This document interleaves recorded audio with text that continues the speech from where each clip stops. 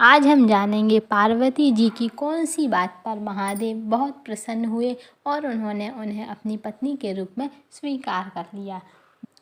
भगवान शिव को पति के रूप में पाने के लिए माता पार्वती कठोर तपस्या कर रही थीं। उनकी तपस्या पूरी होने ही वाली थी। जब माता पार्वती तपस्या कर रही थी उसी समय उन्हें एक बालक के चिल्लाने की आवाज़ आई। उन्होंने जाकर देखा तो बालक डूब रहा था और एक मगरमच्छ बालक को पानी में खींच रहा था। वह उसे अपना भोजन बनाना चाहता था। बालक अपनी जान बचाने के लिए पूरा प्रयास कर रहा था।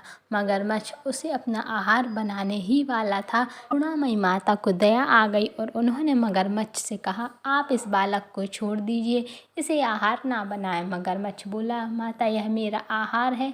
मुझे हर 6 दिन बाद अपने पेट की भूख शांत करने के लिए जो भी पहला जीव दिखाई देता है ब्रह्मा जी ने उसे मेरे आहार के रूप में निश्चित किया है। माता ने फिर भी कहा, इसे छोड़ दो, इसके बदले मैं अपनी सारी तपस्या का फल आपको दे दूंगी। मगरमच्छ ने कहा, ठीक है। माता ने उसी समय संकल्प किया और अपनी तपस्या का सारा फल उस मगरमच्छ को दे दिया।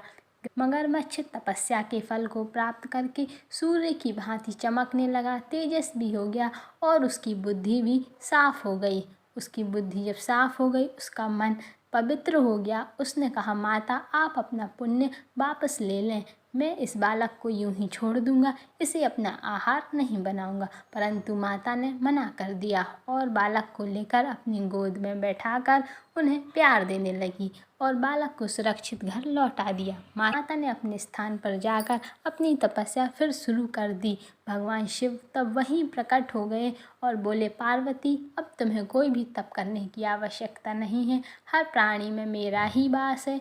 तुमने उसे मगरमच्छ को जो तप का फल दिया है वह मुझे ही प्राप्त हुआ है, अतः तुम्हारा तप फल अनंत गुना बढ़ गया है। तुमने करुणावश द्रवित होकर किसी प्राणी की रक्षा की, अतः मैं तुमसे बहुत प्रसन्न हूँ और तुम्हें अपनी पत्नी के रूप में स्वीकार करता हूँ।